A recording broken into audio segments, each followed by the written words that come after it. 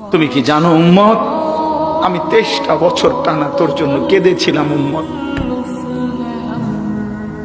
আমি এমন কাঁদা কাঁদছি রে উম্মত তোদের জন্য। এশার নামাজের পরে দাঁড়াইছি, ফজরের আজান পর্যন্ত আমি আমার মালিকের কাছে তোদের জন্য, উম্মতের জন্য চোখের পানি ফেলে কাঁদছিলাম। আমার এত চোখের পানি তোর দিল গলাইতে পারলো না।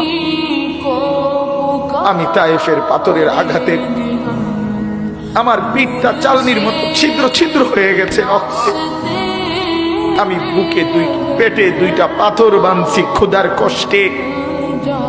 আমি উহুদের দান দান শহীদ করা রক্তে উহুদের ময়দানে পড়েছিলাম বেহুশ হয়ে।